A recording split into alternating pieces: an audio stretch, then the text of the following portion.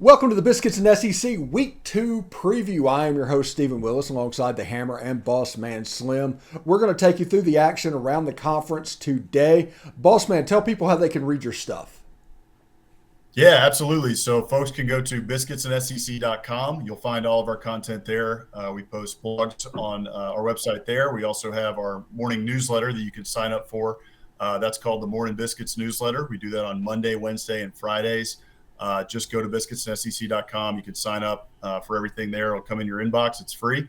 And then you can find us on YouTube, Biscuits and SEC, where we'll post our weekly previews with you, Steven, on there. And then we've also got our social media where you can find us at Biscuits and SEC on Twitter, Instagram, and Facebook. All right, and if you notice at the bottom of the screen, if you're watching this, there's a nice handy-dandy little crawl with the teams, the lines, the times that they start, and the networks they will be on TV. Pretty cool, if I say so myself, because I spent 15 minutes building it. So, of course, I'm proud of it. Anyway, we're going to start off. Number 20 Kentucky is going down to the Swamp to play number 12 Florida, which I can't believe you go from unranked to 12, but that's another thing altogether. My question is, do you think the media is overreacting to the win over Utah? And do you think Kentucky has a chance with their depleted roster to go down there and get a W? Hank. Yeah, I think kind of twofold here. I do think the media is slightly overreacting to Florida's win over Utah, just meaning, like you said, they went from unranked to ranked 12th, which is quite the leap. And I think when you look at Utah's perspective, right, very good team. It was a great win for Florida. I don't want to discount anything.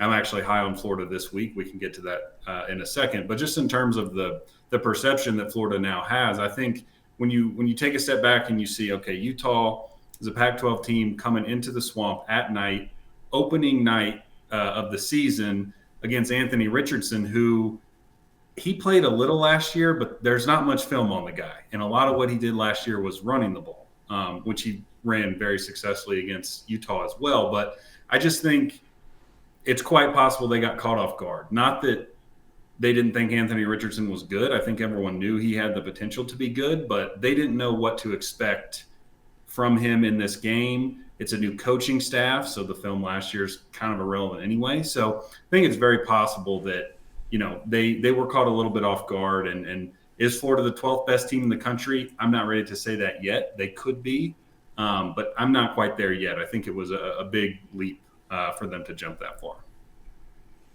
Yeah, I think it was a big leap as well. I'm not discounting what Florida did. I think it was a fantastic win in the Swamp. Anytime you can get a top 10 win to start the season in the Swamp or elsewhere, even at a neutral site, right? It's huge. So, I think everybody's on notice now. Florida made a statement in that game. Utah's a good team. Utah had a chance to win that game at the end. And Florida came away with a gritty win. So I think the jump was a little high. I probably would have stuck them around 15 to 18, somewhere in that range. But looking at what's coming in this week, I think it's going to be interesting.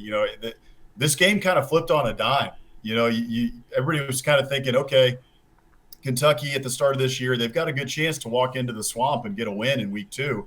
And we'll see if that happens. We can talk a little bit about that in a minute, but the game's kind of flipped. The script has flipped a little bit on what folks were thinking in the offseason looking at this game.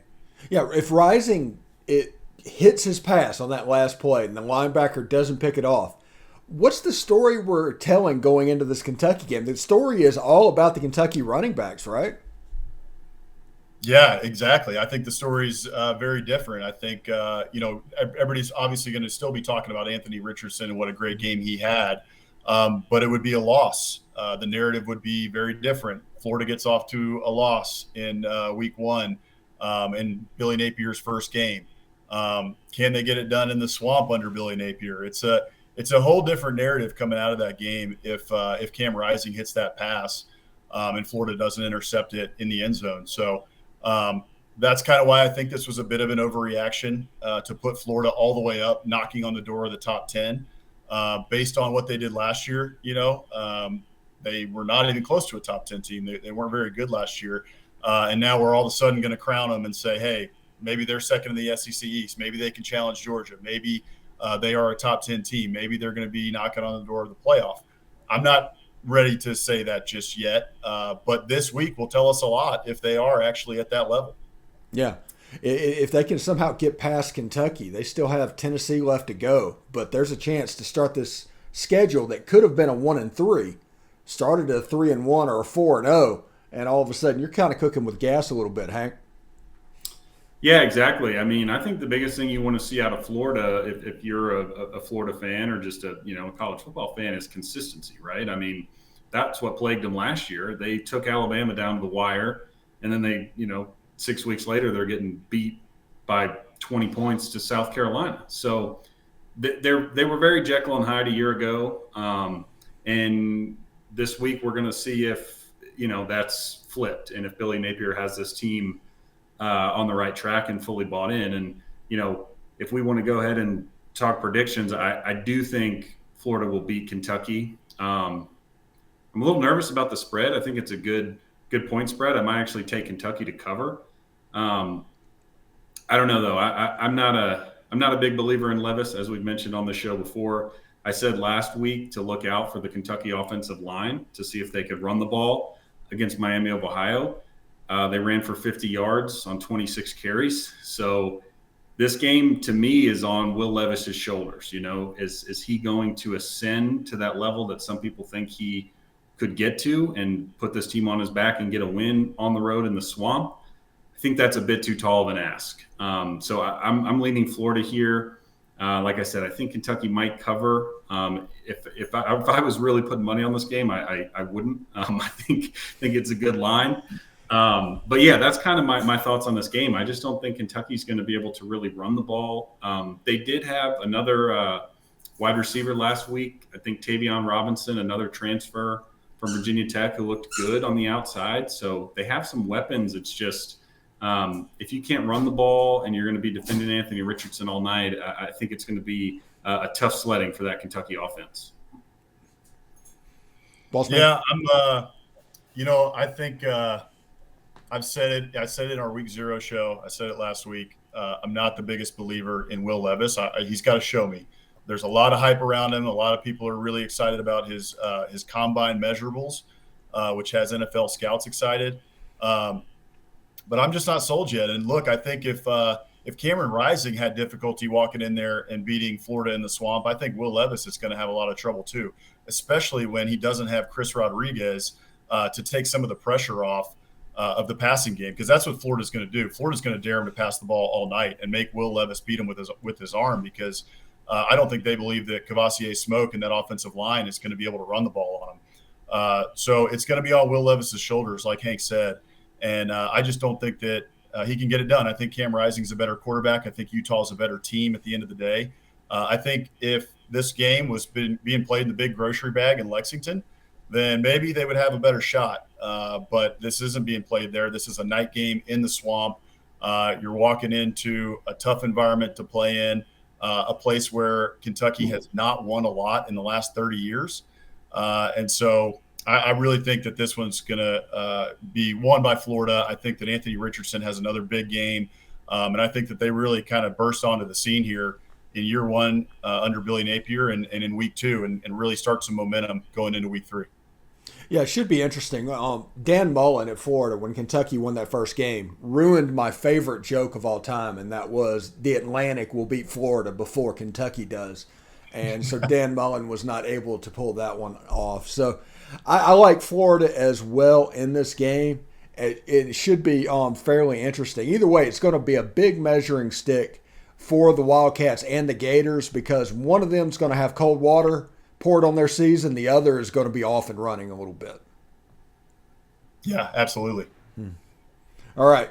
BetOnline.net is your number one source for all of your pro football and college betting needs. The sports info this season. Find all the latest football league developments, game matchups, news, and podcasts, including this year's opening week's games.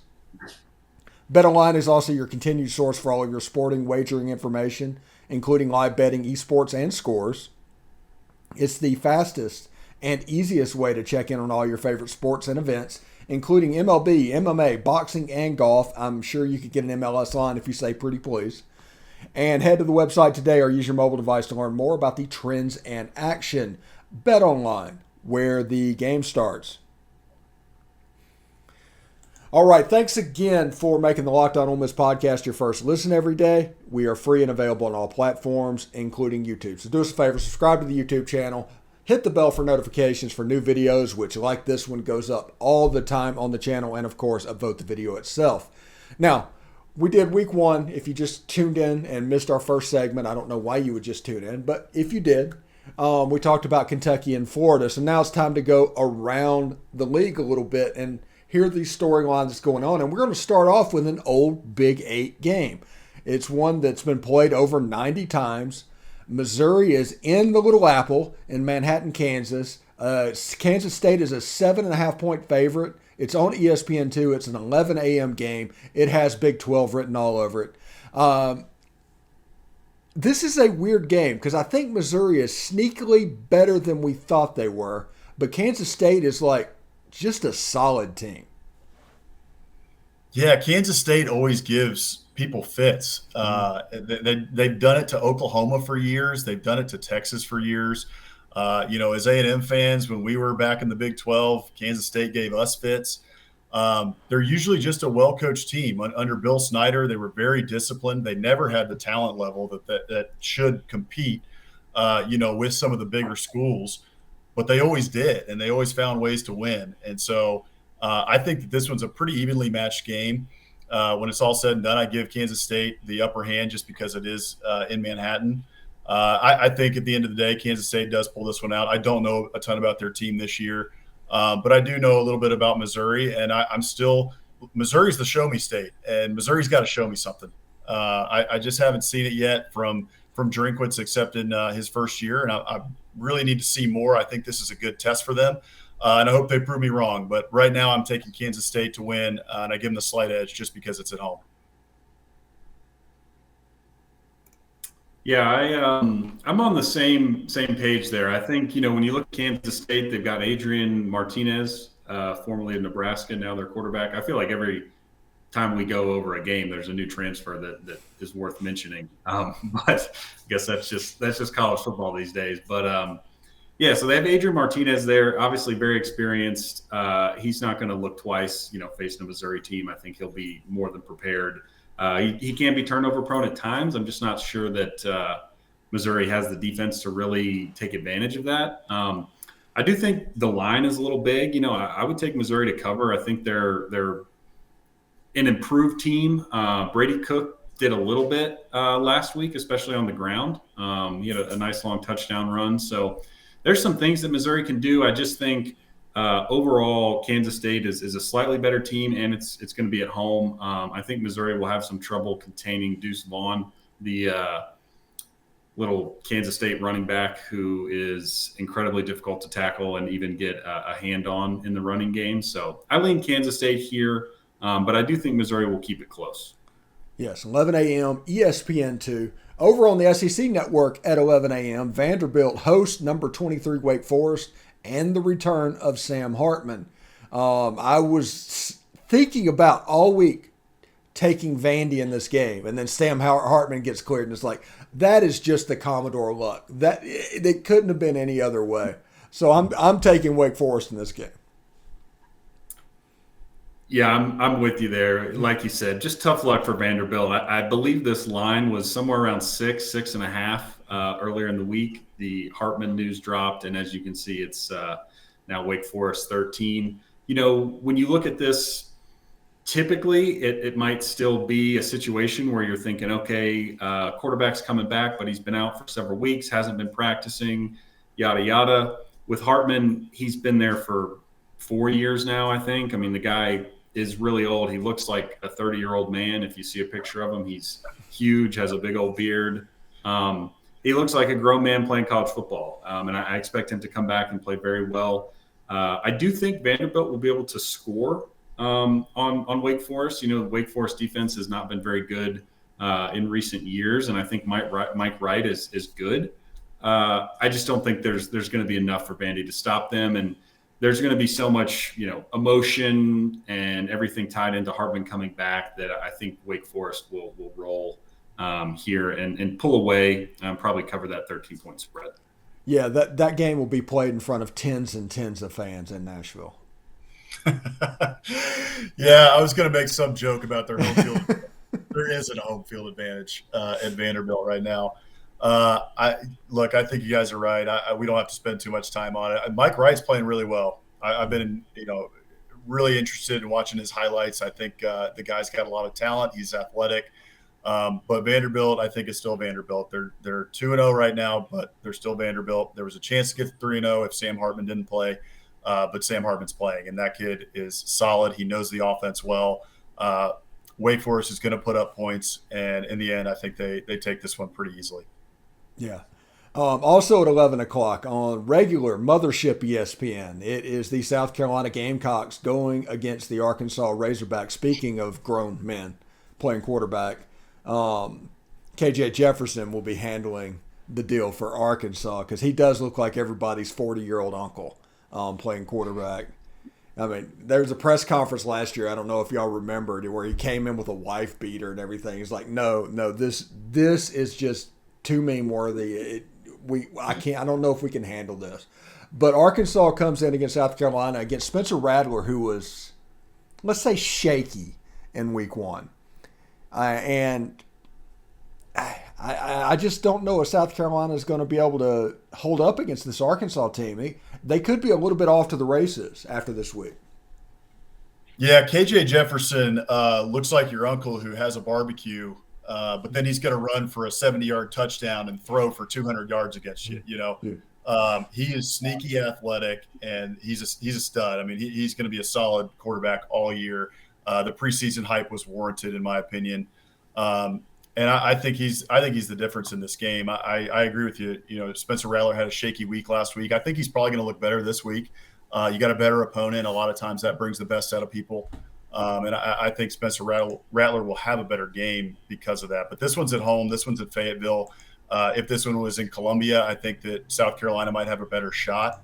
But this one being in Fayetteville, I think Arkansas takes this one. And I think Arkansas is going to have a good year and push momentum into week 3 after getting a win over Shane Beamer and the Gamecocks. Mm-hmm. So let's look ahead. I actually minimized this real quick. Let me open it back up. Alabama goes to Darrell K. Royal. There's a fantastic meme that's going around that's like flash flood warning for like sweat and tears in Darrell K. Royal Stadium. There's a bunch of people that are all hyped up and excited about this, and you just want to make a joke. It's like, this is Alabama coming to town. This isn't Kansas, and you're like, well, can't say that. And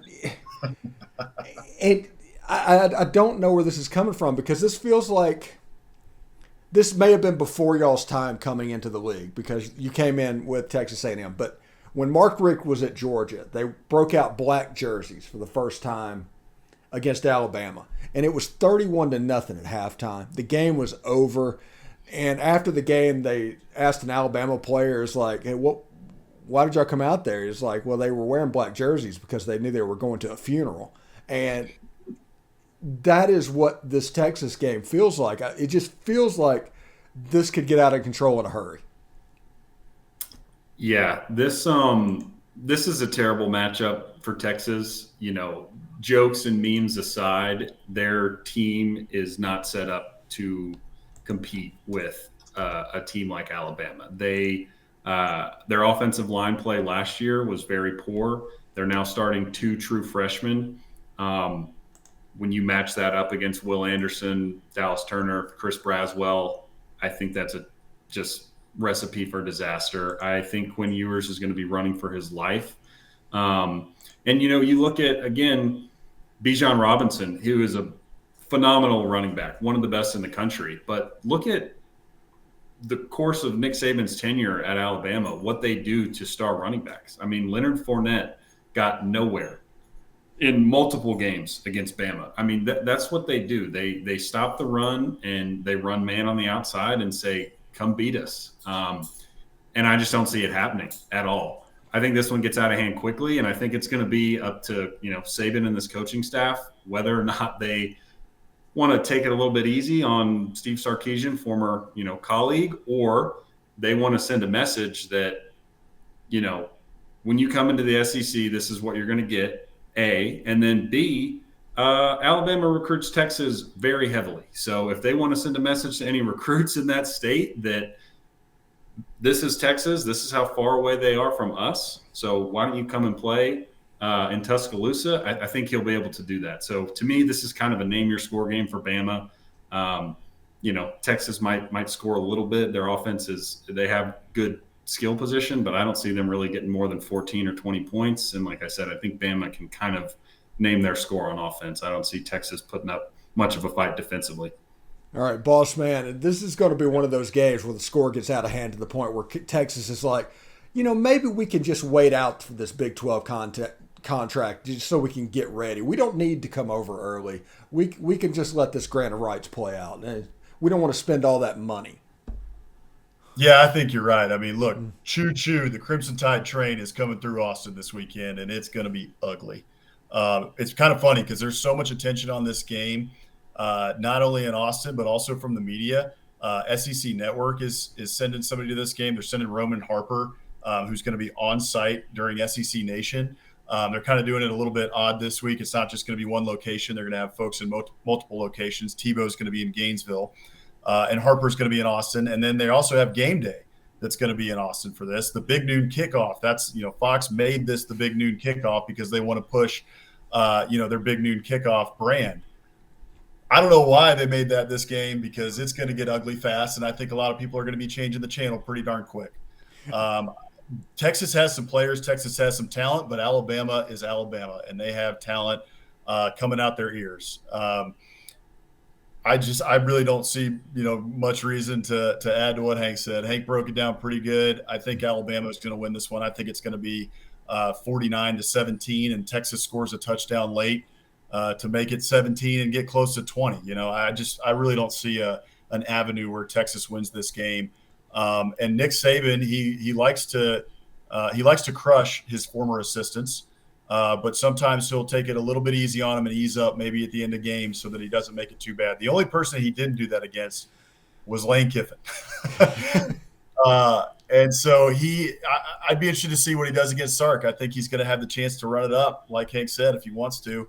And why not? If I was him and I'm walking into Texas, DKR, Texas Memorial Stadium, I'd want to do that, especially after this week is I think it's a decade since those rumors were coming out that Saban was headed to Texas. And then the boosters at Texas got a little mouthy and decided that they wanted to leak that info. And shocking. What do you know? Not much has changed, right? So Saban actually, he talked about it yesterday on his radio show and basically said that wasn't even true, that didn't happen. He threw water on it. So who knows what's true, but he's just already rubbing salt in the wound of what he knows is going to be a blowout. Yeah. And we'll move on to 2:30. The SEC's on all the networks this week. They're on Fox, FS1, ABC. They're all over the place on the ABC.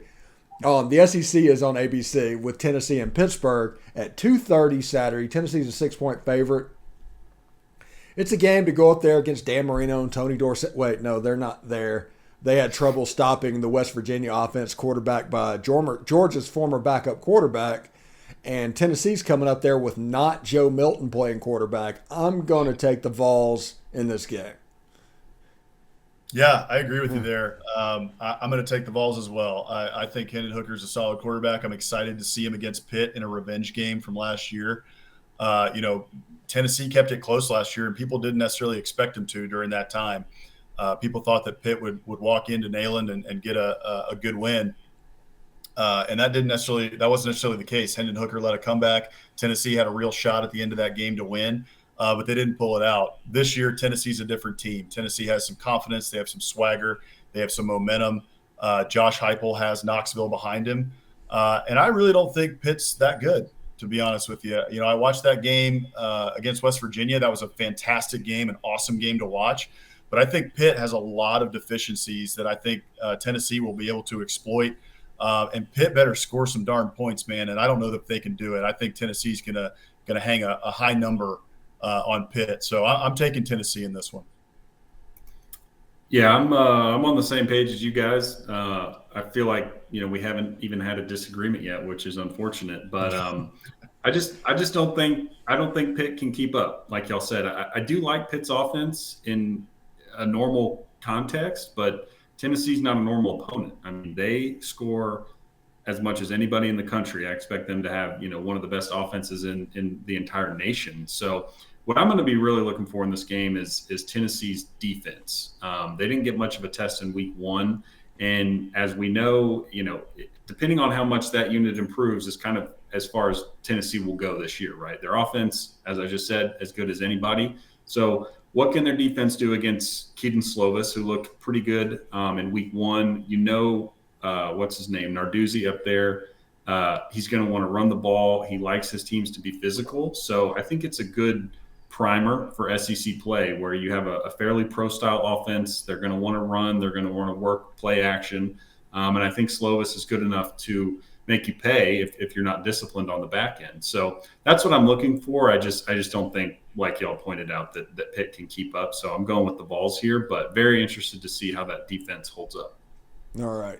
Next up, App State goes to College Station in Texas A&M. I'll tell you what, App State's not going to win this game. They're not going to cover. But App State running that stretch play is a thing of beauty. Yeah. Go ahead, Boss. Our main hammer. Yeah, I was going to just jump in there and say, yeah, I mean, App State is such a fun team to watch. And frankly, a team, I was writing the preview for that game today and thinking about it, I was like, I pretty much since the Michigan upset, it's like I've always rooted for App State for no real reason other than they're kind of the lovable underdog, and they played that role well last week against UNC, and I think their offense is explosive. So again, I'm going to go similar to what I said last segment, that it's less so about the result of the game and more so kind of how it plays out. Obviously, App State can score, so you want to see Texas A&M's defense take care of business. I don't think they got much resistance a week ago from Sam Houston. The defense looked really good, but it's Sam Houston. App State's a big step up. And then same thing on the offense, right? If you're A&M, you should be able to score on App State. UNC just put up 60-something points. So let's clean up those turnovers from Haynes King. Let's establish the run. And really, put your foot down on a team that if you let hang around will cause problems. So, I think A&M will win and cover, but just very interested to see a much better test than the Aggies got a week ago and how they fare. Yeah, I think Texas A&M this year, if there's anything I trust about them, it's the defense. Even with DJ Durkin coming in as a new defensive coordinator, Mike Elko built that thing into a machine, and they have recruited some dudes at Texas A&M on defense. This is the best defense I think that Jimbo is going to have. I think it's solid. I think App State is going to be able to put up some points, but I don't think it's going to be enough based on what Hank just talked about. UNC put up a bunch of points against App State last week. I don't think Texas A&M will be able to put up as many points as UNC did. But I do think that Jimbo is going to be able to find the holes in this defense. I think that Haynes King will settle down a little bit. You also have Devon Achane still back there, who I think will be able to run kind of all over App State. So at the end of the day, I think that A&M will cover. But I can definitely see something where A&M wins this one by like 17, and just gets under the spread. And doesn't cover, because this does have the makings of App State is walking into Kyle Field. Aggies are looking at what we just talked about, that they should cover, and maybe they come out sluggish. I really feel like the only possibility where that happens is if Haynes King is sluggish again and they have to just grind it out in the fourth quarter. But in the end of the day, I think that A&M will cover. All right, there's 3 no-line games this week. There's Samford and Georgia, Central Arkansas and Ole Miss, and Southern University and LSU. Not really going to talk about those. The SEC team should easily win all 3 of those. We'll go now to San Jose State and Auburn down on the Plains. Over-under is at 48.5. Auburn's favored by 24. It's on ESPNU at 6:30 at night. Robbie Ashford provided a little bit of a spark to kind of deal with an uneven or normal, I guess you could say, TJ Finley performance? Boss man?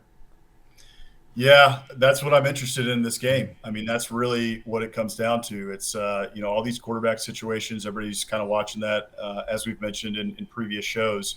Football is just so quarterback driven these days that's what matters. And at Auburn, it's the same. TJ Finley, he has not looked good in some of his starts. He did not look great last week. Robbie Ashford came in. He looked like he could provide a spark. The offense looked a little bit crisper under him.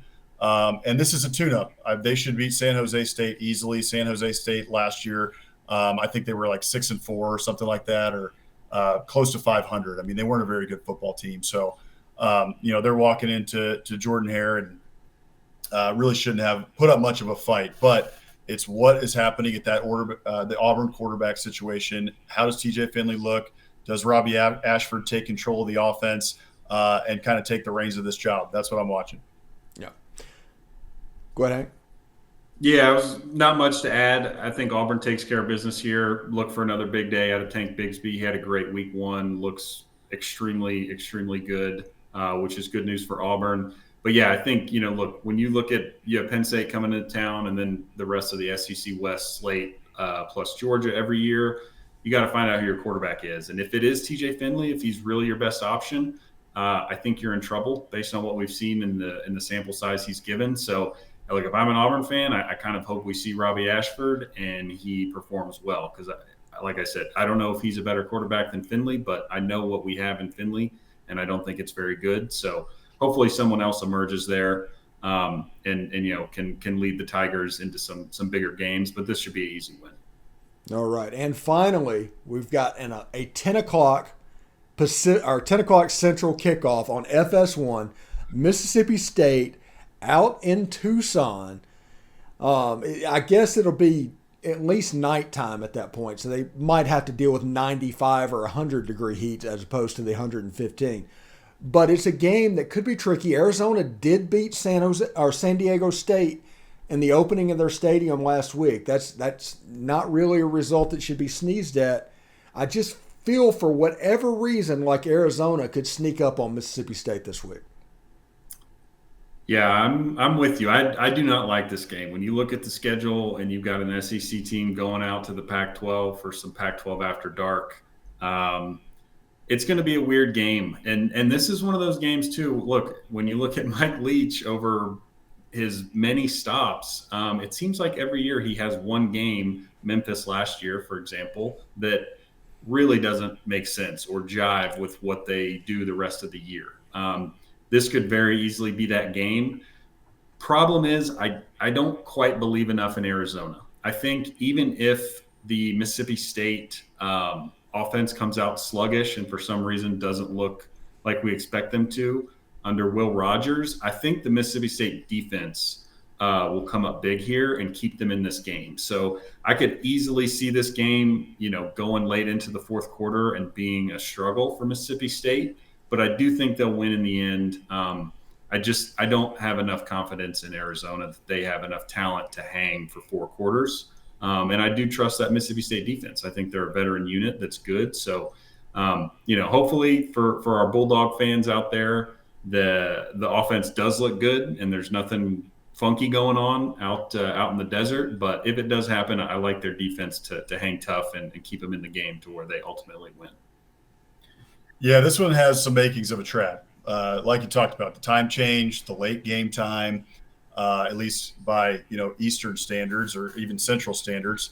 I don't love that. The heat isn't going to be nice. Mississippi State is used to heat. It gets hot in Mississippi too, but it's going to be hot even for a late game time. So I don't love that for Mississippi State. I do think this one has all the makings of them coming out sluggish and at least going late into the third quarter. Into the mid-fourth to where it's still a game. But at the end of the day, I think Mississippi State's just much more talented than Arizona. Arizona is still in a serious rebuilding phase after the Rich Rodriguez and then Kevin Sumlin regimes pretty much put that program in the tank. I mean, they're trying to come out of a serious hole, and they're still trying to dig out of it. They're showing some signs of life, but Mississippi State's a solid SEC West team. Mike Leach, I think, is going to have them ready at the end of the day. I do think this one is going to be decently close going into the fourth quarter, but I think Mississippi State ends up getting a pretty solid win on the road.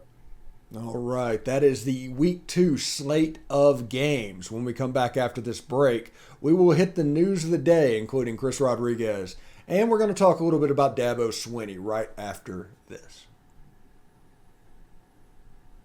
All right, thanks for making the Locked On Ole Miss podcast your first listen every day. We are free and available on wherever you get your podcast. You can catch us on iTunes and Spotify. Do not forget to rate and review us there. Just give us a 5-star review and say whatever you want to say.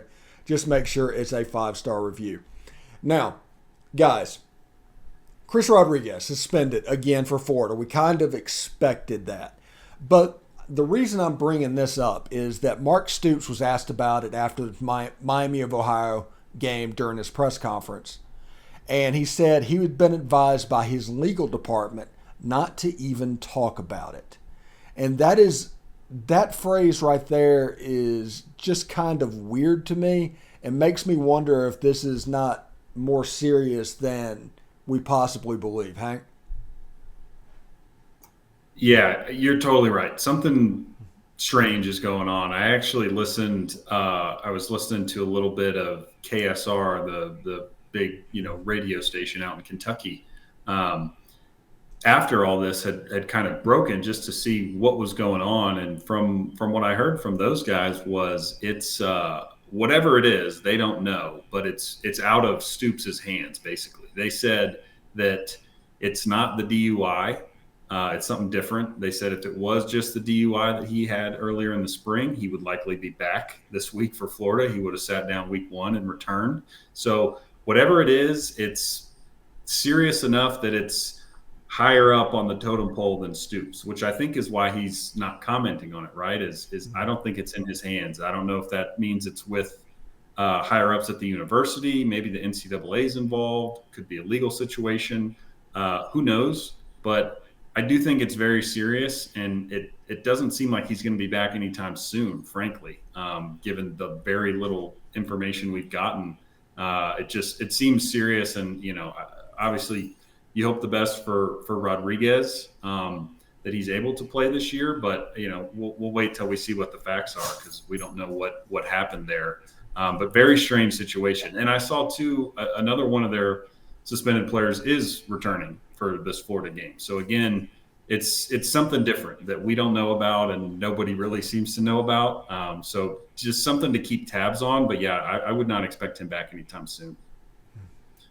Yeah, I mean, this isn't a great situation. It's obviously not great. You have your star running back who is really the engine of your team, and no one seems to know when he's going to be able to play again.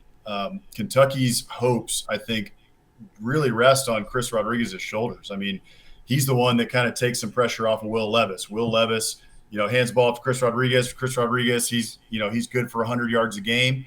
That opens up some lanes for him to pass in. Now you don't really have that. I mean, Kavasier Smoke, he's a decent back, but, we just talked about it earlier in the show, ran for 50 yards against Miami of Ohio. Chris Rodriguez, I don't think he runs for 50 yards against Miami of Ohio. They really need him back. And so the fact that this is out of Stoops' hands tells me it's something that is not good.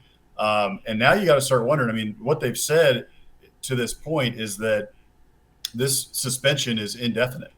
So we're not sure when he's coming back. And you start looking at Kentucky's schedule, and after Florida, you get 2 what should be gimmies with Youngstown and then Northern Illinois. And then you start getting to the heart of the SEC schedule, and you got Ole Miss, South Carolina, Mississippi State, and then Tennessee in 4 straight weeks, in 4 straight games. So if you don't have Chris Rodriguez back by the time you start hitting the meat of that SEC schedule, Kentucky fans should be worried, because the season that they thought they were going to have at the start of the year, kind of looking at, hey, we can solidify ourselves as possibly number 2 behind Georgia in the SEC East. That looks a little shaky now without Chris Rodriguez, with Florida starting to push, with Anthony Richardson and looking good under Billy Napier, and Tennessee getting momentum. You could quickly find yourself falling off if you don't get Rodriguez back soon. Yeah, if Rodriguez doesn't come back soon, all of a sudden, Belk Bowl, Liberty Bowl, that's the tier that Kentucky's living in.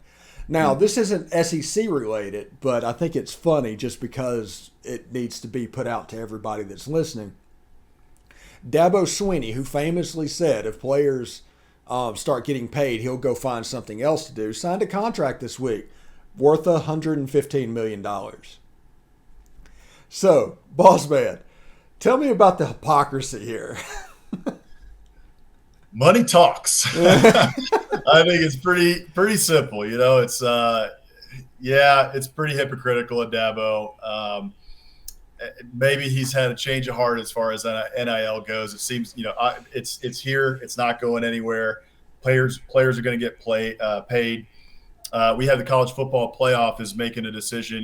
They were supposed to talk about it yesterday. They didn't come to a decision as to whether or not it was going to start in 2024 or 2026. That's still on the table. But one of the things that they're talking about in that is how they're going to pay players, or if players should get paid based on, this new system coming in. So it's here to stay.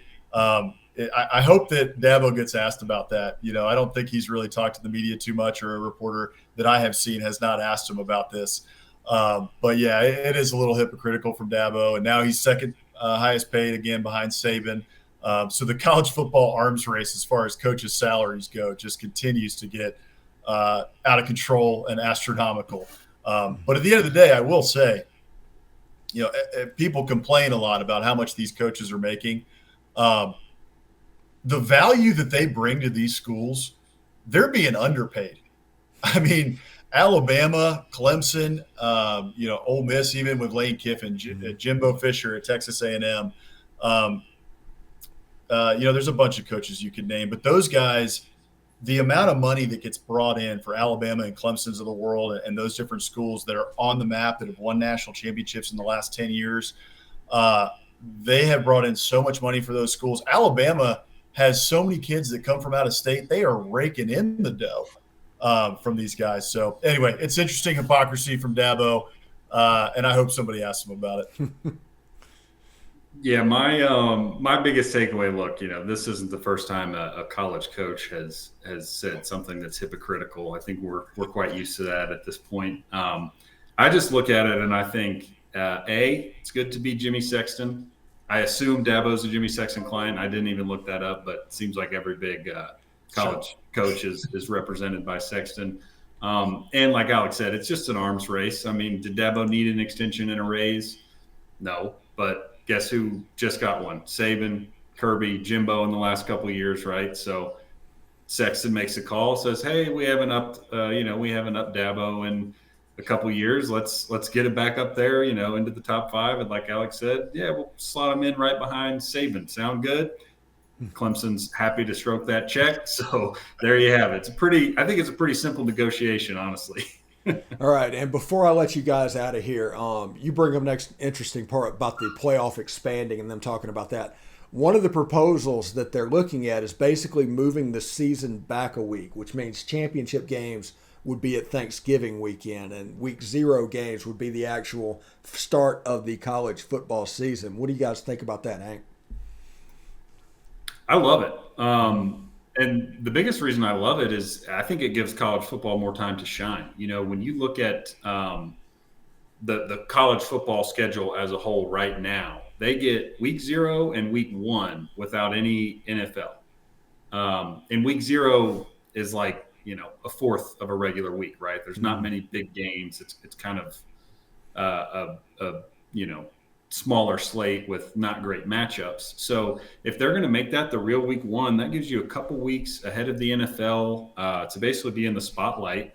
And I think there's got to be juggling of the schedule when you're adding all these games. If you expand to 12, you can't expect these kids to play into late January or February or whatever they're going to work it out as. So I think it's a great idea. I don't think there's any reason to keep pushing the season further back. Again, when you're competing with the NFL for eyeballs. So yeah, I say move it up. Give the college football a couple weeks in prime time where they can, because week 1 we had games Thursday, Friday, Saturday, Sunday, Monday. That was great. And they could do that again if they wanted. I don't know if they will. I'm sure coaches don't like playing on Sundays or Mondays, which I understand. But if you really want to showcase the sport and you've got a couple free weekends earlier in the season, just do that. I mean, kids are already on campus in June and July. Starting fall camp a week early is not going to matter. So I like the idea. I think Hank makes great points. I think that all of that's great, but I'm a little torn. Growing up with rivalry week being Thanksgiving week, and that is such a staple of college football, is having all those big games over the Thanksgiving holiday. I know we have to have a little bit of give and take here with all these changes now taking place in college football, the college football playoff expanding, et cetera. So I'm on board. At the end of the day, I'm on board. I do like the college football playoff expansion. I think it's going to be good for the sport. I'm on board with moving it up a week to week 0. No disrespect to the game of Vandy and Hawaii, but I would much rather see LSU, Florida State, and games of that nature in week 0 than starting a week later. So at the end of the day, I'm on board, but I am torn just because I do love rivalry weekend being on Thanksgiving and those families getting together that are torn, between two schools. We grew up with Texas and Texas A&M in the Big 12, and those holidays were always so much fun over Thanksgiving that I think it takes a little bit away from that. But at the same time, if you're having those championship weekends on Thanksgiving, you're going to get fantastic matchups and you're going to get a ton of eyeballs on those games. So I don't love the part about rivalry week that would be moved up. But at the end of the day, I can get on board with the change. Yeah, the conferences will be able to stagger their games too because of people being off work. So you wouldn't have a situation to where 3 games are going on at the same time. They've got all Friday, Saturday, and potentially Sunday to do it.